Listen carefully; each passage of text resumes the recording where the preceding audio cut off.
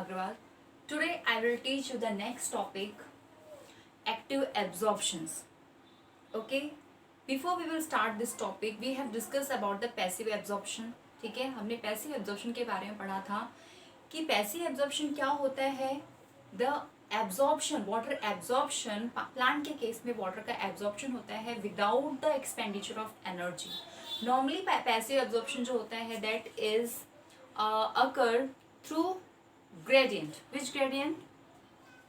आगे बढ़े, osmotic gradients. ठीक है, नॉर्मली वहाँ पे क्या होता है हायर कंसंट्रेशन से, जैसे कि हमने पढ़ा है, मैंने ये भी बताया था आपको कि पैसिव एब्जॉर्प्शन जो होता है वो totally it depends on the diffusion process. ठीक है, जिसमें किसके थ्रू करता है, हायर कंसंट्रेशन से लो कंसंट्रेशन की तरफ. ठीक है, हमेशा वहाँ पे क्या होता है, फ्लो जो होगा किसी मटेरियल्स का, वाटर का या आयंस का, मिनरल्स का, वो कैसे होगा, अकॉर्डिंग टू द ग्रेडियंट्स. ठीक है, कंसंट्रेशंस ऑफ वाटर मिनरल्स. तो नॉर्मली वहाँ पे क्या होता है, हायर कंसंट्रेशन से लो कंसंट्रेशन की तरफ जाता है, जिसमें एनर्जी की रिक्वायरमेंट नहीं होती है. कि कोई भी चीज़ देखा जाए, अगर जैसे सपोज यहाँ पे पानी है नहीं, यहाँ पे अगर आपने वाटर का फ्लो जो हो रहा है वो यहाँ से इस डायरेक्शन में अगर आना है तो वो वहाँ पे आपको एनर्जी देने की ज़रूरत नहीं पड़ेगी. जैसे सपोज ढलान है, ठीक है, स्लैंट एरिया है, अगर यहाँ से आपने कोई भी चीज़ छोड़ा, ठीक है, हाई लेवल से लो लेवल की तरफ अगर उसे जाना है, अगर आपने वहाँ से सिर्फ छोड़ा, ठीक है, तो क्या होगा, वो विदाउट एनर्जी अप्लाई किए वो नीचे की तरफ फ्लो करेगा. लेकिन अगर आपको नीचे से वो चीज़ें ऊपर की तरफ लेके जानी है तो वहाँ पे आपको क्या एनर्जी की ज़रूरत पड़ेगी.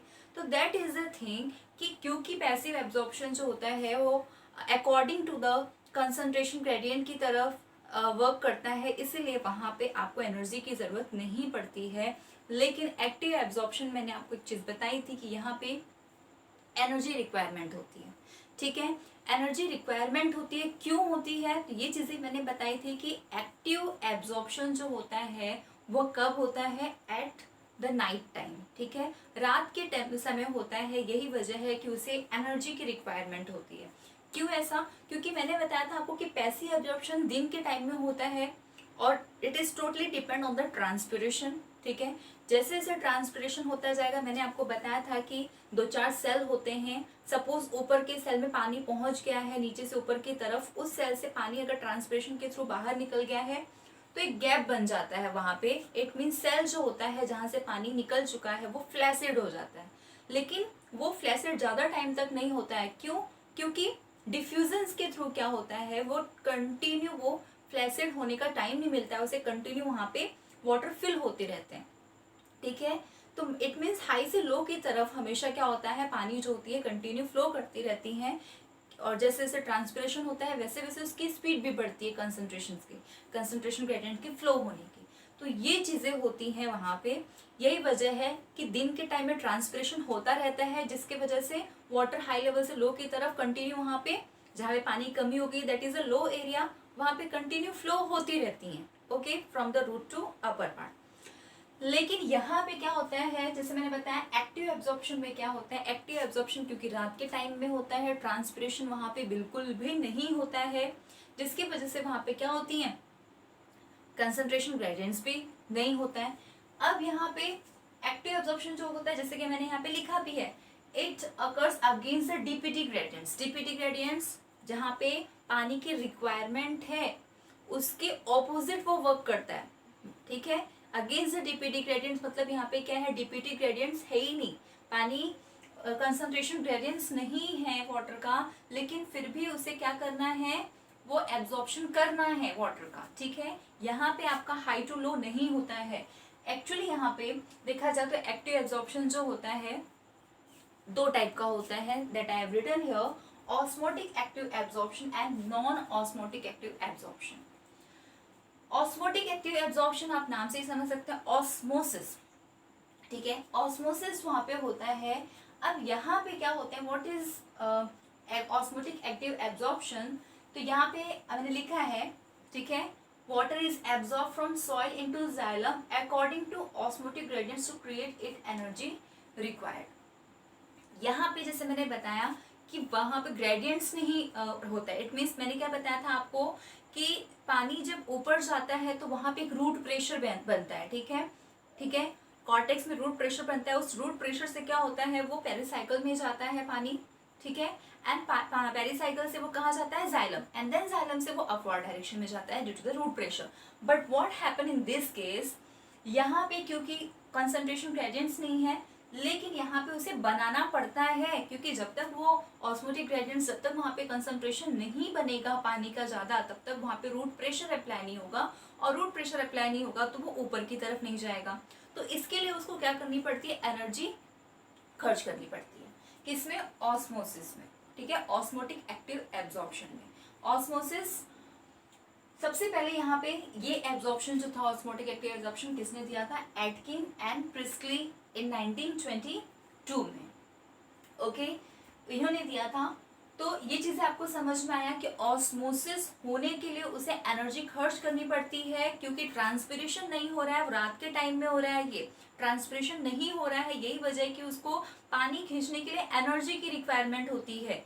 अगर ट्रांसपिरेशन हो रहा होता तो वहां पे कंटिन्यू अपने आप हायर से लो की तरफ वहां पे कंटिन्यू डिफ्यूजन प्रोसेस के थ्रू वो अंदर आ रहा होता, वाटर का फ्लो कंटिन्यू बना हुआ रहता. लेकिन ये रात के टाइम में होता है, जिसके वजह से ट्रांसपिरेशन रुक जाता है, ठीक है, और ट्रांसपिरेशन रुकने की वजह से वाटर अपवर्ड डायरेक्शन में नहीं जाता है, और इसीलिए इसे एनर्जी की रिक्वायरमेंट पड़ती है.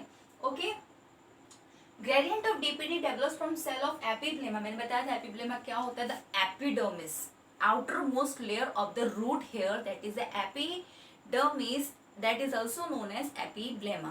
ठीक है, जो क्या होता है, हाइड्रोफिलिक इन नेचर होता है और जो वाटर को एब्जॉर्ब करता है. तो वही बोल रहा है ग्रेडियंट्स ऑफ डीपीडी, वहां पे क्या होता है, डीपीडी डेवलप करनी पड़ती है, ठीक है. इट मीन्स डीपीडी डेवलप मतलब थर्स्ट, सेल को थर्स्ट बनाना पड़ता है, और सेल जब थर्स्ट होगा तो एट दैट टाइम क्या होगा, पानी एब्जॉर्ब होगा. तो gradients of DPD develops from cell of epiblema to pericycle. Epiblema मतलब outer most root hair cell से लेकर, आउटर मोस्ट लेयर जो रूट हेयर की होती है वहां से लेकर पेरिसाइकल तक जब डीपीडी बनता है, वहां पे डिफ्यूजन प्रेशर डेफिसिट जब होता है, वहां पे पानी की जब कमी होती है तो क्या होता है वहां पे, ठीक है, वहां पे वाटर जो होता है एब्जॉर्प्शन होता है. अब वहां पे ये डीपीडी कैसे बनाया जाता है, due to the activity of living cell. मैंने बताया था लिविंग सेल कौन सा होता है, the cortical layer, cortex layer, ठीक है. तो वो कॉर्टेक्स लेयर क्या करता है, वहां पे अगेन ग्रेडियंट डीपीडी डेवलप करता है, जिसके वजह से पानी जो होता है एपिब्लेमा से आता है, और वो भी कैसे डेवलप करेगा, जब वहां पे एनर्जी मिलेगी उसे. ठीक, तो यही चीजें होती हैं. Again the same case, energy एक बार खर्च हुई तो दोबारा वही चीजें होती है, वाटर एब्जॉर्ब करेगा, रूट प्रेशर बनेगा, ठीक है, कहाँ पे, कॉर्टेक्स लेयर पे, और फिर कॉर्टेक्स से वो पेरिसाइकल पे रूट प्रेशर के थ्रू जाएगा, एंड देन वहां पे रूट प्रेशर से ही जाइलम की तरफ रूट प्रेशर बनेगा, और फिर जाइलम क्या करेगा, अगेन को अपवर्ड डायरेक्शन में भेजेगा. ये तो था osmotic active absorption. Now in next case non osmotic. अब नॉन ऑस्मोटिक से आप समझ रहे होंगे कि यहाँ पे ऑस्मोसिस प्रोसेस नहीं होता है. यहाँ पे क्या होता है, सिंपली सबसे पहले दिया किसने था, ये active absorption, non osmotic active absorption, तो that is given by Kramer and Thimann in 1959. ना उन्होंने क्या बताया था, water is absorb against the concentration gradients. ठीक है, यहाँ पे हमने क्या पढ़ा, कंसंट्रेशन ग्रेडियंट्स बनाना पड़ता है due to the expenditure of energy. लेकिन यहाँ पे क्या होता है, ये भी कंसंट्रेशन ग्रेडियंट्स के अगेंस्ट वर्क करता है. It means low to high. ये चीजें भी मैंने आपको बताई कि अगर ऊपर से नीचे की तरफ कोई चीजें छोड़नी है आपको, तो वहां पे एनर्जी की रिक्वायरमेंट नहीं पड़ेगी, वो इजीली नीचे की तरफ चला जाएगा. लेकिन जब आप लो टू हाई की तरफ अगर आप किसी चीज को लेकर जा रहे हो, तो at that time what, there will be need of energy. तो दैट इज द थिंग. यहाँ पे क्या होता है, वाटर एब्जॉर्ब होता है but against the concentration gradient. It means low to high की तरफ. Now which require energy release during respiration directly. जिसको किसकी जरूरत होती है, एनर्जी की जरूरत होती है, और वो एनर्जी उसे कहाँ कैसे मिलता है, तो directly from the respiration. Respiration करता है एंड देन डायरेक्ट उसको एनर्जी मिलती है. नाउ यहाँ पे एक्चुअली होता क्या है, there is a some limitation, कि जैसे उसने बताया कि यहाँ पे जब डायरेक्टली रिस्पिरेशन होता है एट दैट टाइम उसे एनर्जी मिलती है, और उस एनर्जी से वो क्या करता है, कंसंट्रेशन ग्रेडियंट मतलब हाई, लो टू हाई की तरफ वो लेकर जाता है वाटर को. ये तो हुई कब, जब वो रिस्पिरेशन करता है। कभी कभी क्या होता है, टेम्परेचर की वजह से, due to the different temperature, वहाँ पे रिस्पिरेशन भी इफेक्टेड होता है, और जिसकी वजह से यहाँ पे क्या होता है, रिस्पिरेशन इफेक्ट पड़ता है, रिस्पिरेशन के ऊपर इफेक्ट पड़ता है, तो ये नॉन ऑस्मोटिक एक्टिव एब्जॉर्प्शन जो होता है उसके ऊपर भी इफेक्ट पड़ता है। इट मीन्स कम ज़्यादा होता रहता है। तो इस वजह से ये चीज़ें उन्होंने बताई थी एक्टिव एब्जॉर्प्शन। जैसे कि मैंने बताया था आपको कि 98% जो एब्जॉर्प्शन होता है वाटर का, वो that is through passive absorption. ये रात के टाइम में होता है, वहाँ पे वाटर की ज़रूरत जो होती है कम होती है क्योंकि वाटर की ज़रूरत तो हर वक्त प्लांट्स को भी होती है, ठीक है, उनके सेल्स को रिक्वायरमेंट हमेशा हमेशा होता है, लेकिन दिन के टाइम में ज़्यादा होता है, जिसके वजह से 98% जो एब्जॉर्प्शन होता है वो पैसिव के थ्रू हो जाता है। रात के टाइम में उनको ज़रूरत होती है, बहुत कम अमाउंट में ज़रूरत होती है, जिसके वजह से उनका जो वाटर एब्जॉर्प्शन का जो रेट होता है वो भी कम हो जाता है, ठीक है। और इसी वजह से 2% जो होता है that is absorb through active absorption, ठीक है, जहाँ पे एनर्जी की रिक्वायरमेंट होती है। ये था जो हमने कल टॉपिक फिनिश नहीं किया था। Now we will come to the next topic, that is the translocation of water. Now what is translocation? Translocation को हम असेंट ऑफ सैप भी बोलते। Okay, now ascent of sap का मतलब क्या होता है? देखो हम यहाँ पे सिर्फ वाटर के बारे में पढ़ रहे हैं, ट्रांसलोकेशन ऑफ वाटर। फूड के बारे में जब पढ़ेंगे वो आगे है इसी चैप्टर में। तो जब हम वाटर का ट्रांसपोर्ट करते हैं कहाँ से, when the water will transport from where, root hair cells, ठीक है, from root hair cells to the upward directions, ठीक है। एरियल पार्ट मतलब रूट से वाटर का एरियल पार्ट में जब वहां पे वो पहुंच रहा है, ठीक है, ट्रांसपोर्ट हो रहा है, तब उसको हम क्या कहते हैं, असेंट ऑफ सैप। जहां पे भी रिक्वायरमेंट हो रही है वहां पहुंच रही है। Transport of water and minerals from root to other aerial parts of the plants, that is called ascent of sap. In simply ascent of sap जो होता है movement of water from where, root to aerial part of the plants, ठीक है। aerial part कुछ भी हो सकता है, because leaves को भी जरूरत पड़ती है, ठीक है, पानी की, तो हर पार्ट्स तक पहुंचाने का काम जो होता है, ठीक है, that process is known as translocation और ascent of sap। देखो ascent of sap जो था, इट मीन्स ट्रांसलोकेशन के लिए यहाँ पे बहुत सारे थ्योरी दिए गए। There are so many theory, मतलब 4 to 5 थ्योरी तो होगी ही, ठीक है, जिसमें से आपकी बुक में जो है वो सिर्फ 2-3 थ्योरीज ही दी हुई हैं, जो कि हम डिस्कस करेंगे वन बाय वन, ठीक है। Before we will discuss this, just let me tell you, there are so many theories, that is vital force theory जो कि हम डिस्कस करेंगे। उसके बाद relay pump theory, physical theory जो है वो भी हम पढ़ेंगे, physical force theory. Then root pressure theory जो कि हमने पढ़ लिया है, रूट प्रेशर थ्योरी, ठीक है, जो भी हमने अभी पढ़ा, और दोबारा हम पढ़ेंगे root pressure theory, vital theory. तो सबसे पहले हम पढ़ेंगे रूट प्रेशर थ्योरी, ठीक है। रूट प्रेशर थ्योरी क्या होती है, मुझे नहीं लगता अब आपको ज़्यादा बताने की ज़रूरत पड़ेगी, रूट प्रेशर से आप समझ चुके हो। एक चीज़ और मैं बता दूँ, there is a root pressure theory में क्या हुआ था, जेफ प्रिस्टली ने एक एक्सपेरिमेंट किया था। उस एक्सपेरिमेंट में उन्होंने क्या था एक्चुअली, तो उन्होंने क्या किया था, एक प्लांट को, हर्बेशियस प्लांट को क्या किया था उन्होंने, सपोज रूट है, रूट से जस्ट कुछ फ्यू इंचेस, ठीक है, कुछ फ्यू इंचेस ऊपर की तरफ उन्होंने क्या किया था, उसे काट दिया था, ठीक है। एक फ्रेश प्लांट को उन्होंने काटा था। काटने के बाद क्या किया उन्होंने, उसको ऑब्जर्व किया क्या, कि उन्होंने क्या देखा कि वहां पे वाटर का एक्सुडेशन हो रहा है, वाटर ड्रॉपलेट्स बन जा रही हैं जहाँ पे हमने कट किया है।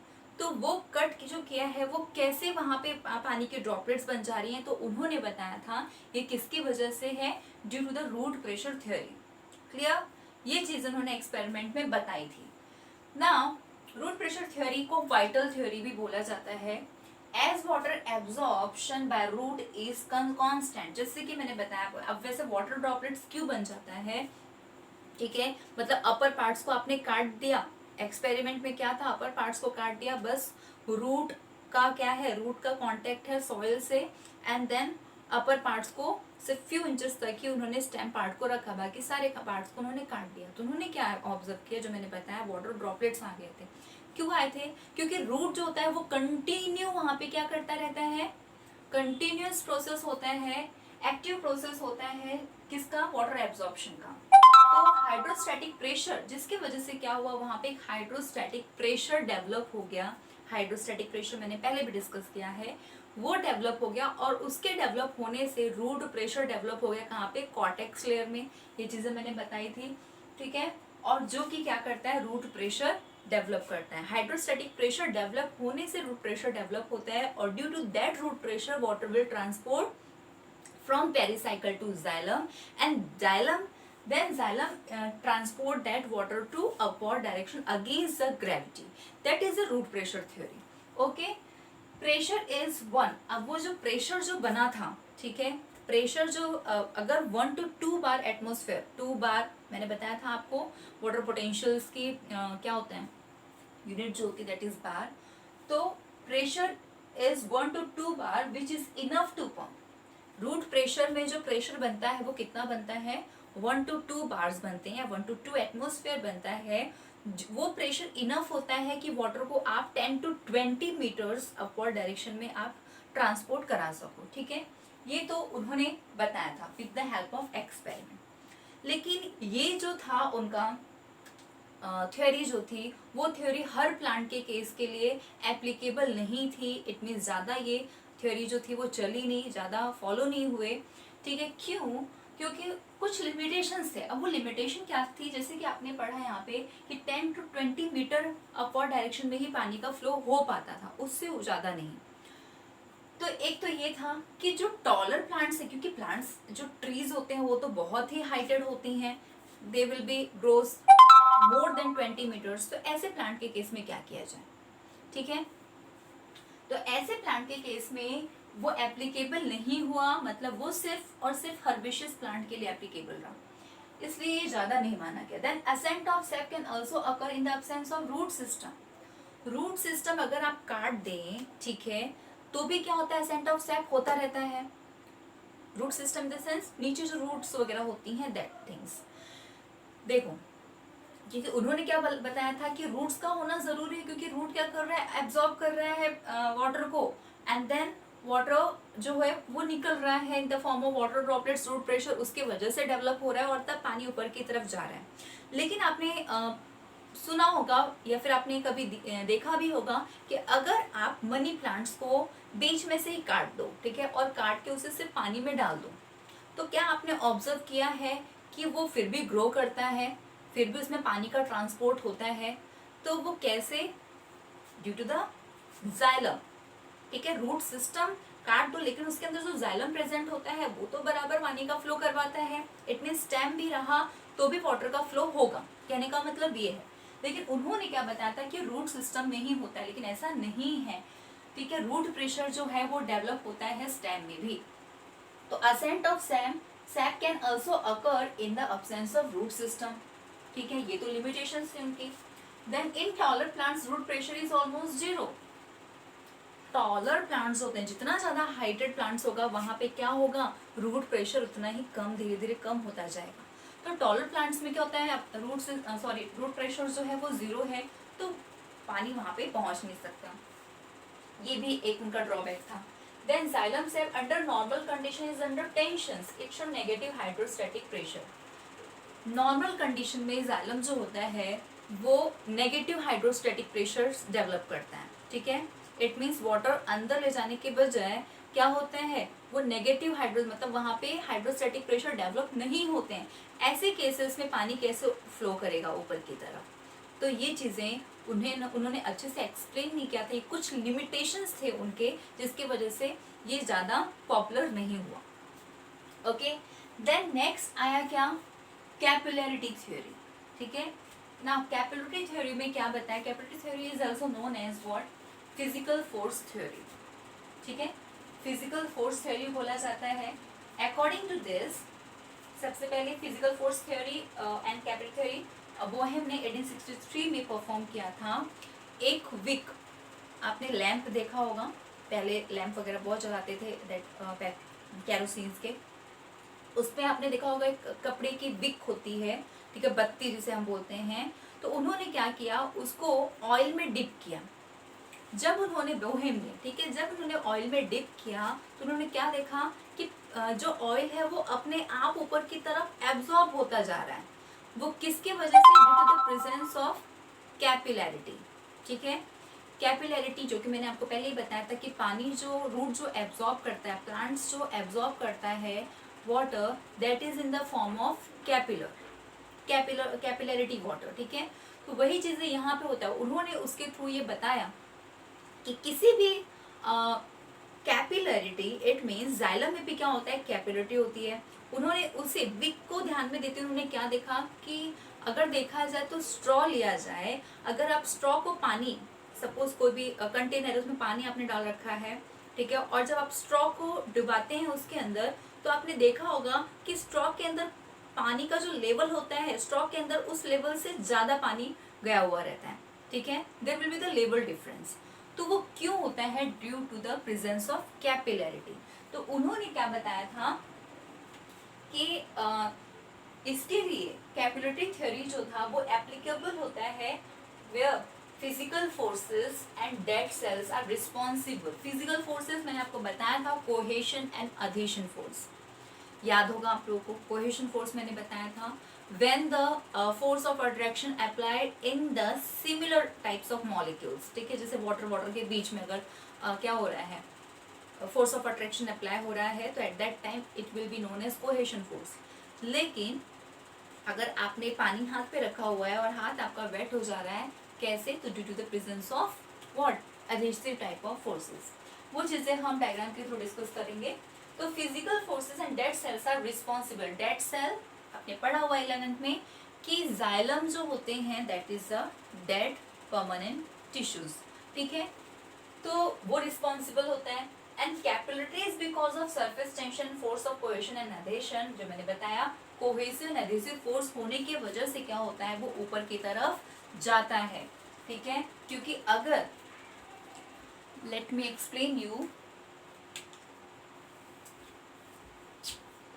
लेकिन देखो जैसे सपोज यहाँ पे है, ठीक है, ये एक क्या है, जाइलम वेसल्स है। ठीक है, जाइलम ट्यूब है।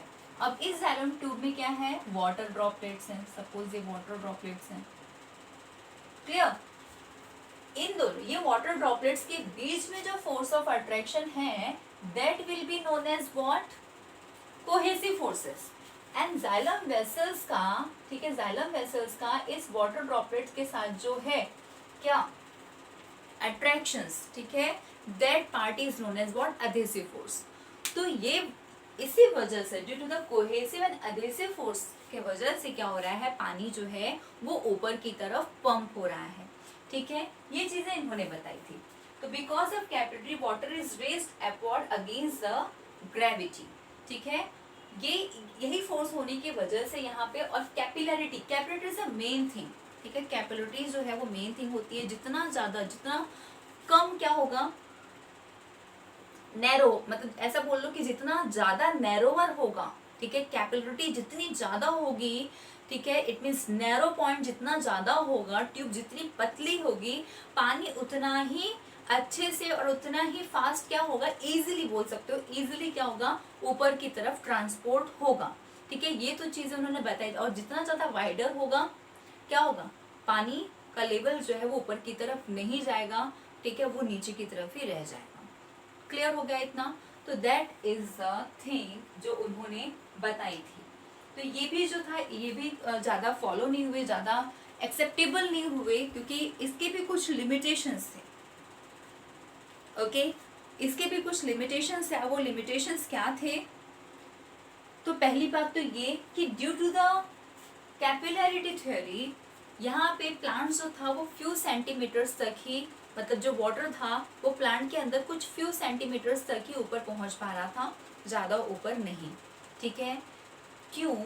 तो ये चीजें भी हम पढ़ेंगे। तो सबसे पहले आप यहाँ पे देखो, xylem must B hollow but brackets show close and holes. यहाँ पे जाइलम्स का होना क्या जरूरी है, जाइलम्स के दोनों सेल्स, मतलब एक सेल्स के जाइलम ट्यूब होता है, ऊपर दोनों एंड जो होते हैं, that and should be open, खुला हुआ रहना चाहिए। लेकिन ऐसा नहीं होता है, जाइलम का जो ट्रैकेट्स वाला, ट्रैकेट्स जो होता है, ट्रैकेट्स वाला जो एलिमेंट्स होता है, वो क्या होते हैं, क्लोज एंड वॉल होते हैं। क्लोज एंड वॉल होने के वजह से वहां पे क्या होता है, वहां पे ऐसा बोल सकते हो कि वहां पे एक ब्रेक बन जाता है, जिसकी वजह से पानी जो है वो आगे की तरफ ट्रांसपोर्ट नहीं होता है।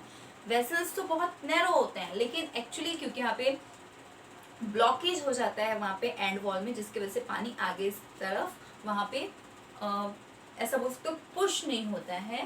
ठीक है, तो ये चीजें होती हैं, ये लिमिटेशन थी। Then next, xylem must be in direct contact with soil water but there exist barrier of cortex between xylem and soil water. जैसे कि मैंने बताया कि जब आप एक नैरो स्ट्रॉ क्या करेंगे, पानी में डिप करेंगे, तो आपने क्या किया, उसको डायरेक्ट पानी में डिप किया, जिसके वजह से पानी स्ट्रॉ में थोड़ा सा ऊपर गया। ठीक है, कैपिलरिटी वाटर, ठीक है, कैपिलरिटी के थ्रू क्या हुआ, पानी थोड़ा अपवर्ड डायरेक्शन में गया। लेकिन यहाँ पे क्या होता है, वही चीजें बताएं, इसके लिए क्या जरूरी है कि जाइलम जो है वो डायरेक्ट किसके कांटेक्ट में हो, वाटर के कांटेक्ट में, तभी तो वो पानी एकदम से ऊपर वो उठाएगा। लेकिन ऐसा नहीं होता है, पानी जो है वो रेज नहीं हो पाता है। क्यों नहीं हो पाता है, क्योंकि यहाँ पे क्या है, जाइलम, पानी जो है वो जाइलम तक पहुंचने से पहले उसके पास बहुत सारे बैरियर हैं। ठीक है, उसका कांटेक्ट डायरेक्ट पानी के साथ नहीं है, उसका क्या है, रूट हेयर है, देन उसके बाद कॉर्टेक्स आ रहा है, पेरिसाइकल आ रहा है, तो there is a barrier. Clear, तो इस वजह से भी वो एक्सेप्टेबल नहीं थे, ये लिमिटेशन था उनका। Then tall tree shows xylem vessels having wider hook. उन्होंने क्या बताया था कि नॉर्मली क्या होते हैं, एक्चुअली होना क्या चाहिए कि जो प्लांट्स बड़े बड़े होते हैं, ठीक है, टॉल प्लांट्स जो होते हैं, उनके जो जाइलम वेसल होने चाहिए वो नैरो होने चाहिए। लेकिन एक्चुअली ऐसा होता नहीं है। ठीक है, जितने बड़े प्लांट्स होते हैं, जितने बड़े प्लांट्स होते हैं, उनका क्या होता है, उनके जो जाइलम वेसल्स जो होते हैं वो उतने ही वाइडर होते हैं, और वाइडर होने की वजह से पानी जो है वो ज़्यादा ऊपर तक नहीं जाता है। ठीक है, तो ये चीज़ें भी इसी वजह से इनकी जो थ्योरी थी वो भी ज़्यादा एक्सेप्टेबल नहीं रही। हाँ, कुछ जैसे हर्बिशेस जो मैंने बताया, कुछ सेंटीमीटर्स तक ही वो पहुंच पाते थे, तो पानी जो पहुंच पाता था। इट मीन्स ये भी कुछ जो हर्बिशेस बहुत ही लोअर प्लांट्स जो होते हैं उनके लिए ये एप्लीकेबल थे। ठीक है, जहाँ पे नॉर्मली आप बोल सकते हो जो हाइड्रोफिटिक प्लांट्स होते हैं उनके लिए। तो ये इसी वजह से इनके भी जो थे थ्योरी वो एप्लीकेबल नहीं रहे, ज़्यादा पॉपुलर नहीं हुए। ठीक है, लेकिन एक लिमिटेशन तक ये भी सही था, ये भी सही था। ठीक है, तो ये चीज़ें हमने आज पढ़ी। कल हम पढ़ेंगे ट्रांसपिरेशन पूल थ्योरी, जो कि बहुत ही फेमस हुआ और आज भी वो एक्सेप्टेबल है। ठीक है, बड़े से बड़े प्लांट्स में जो पानी पहुंचता है ऊपर की तरफ, just due to the transpiration pull theory. ये चीज़ें हम कल पढ़ेंगे। ओके, क्लियर, ठीक है, चलो बाय।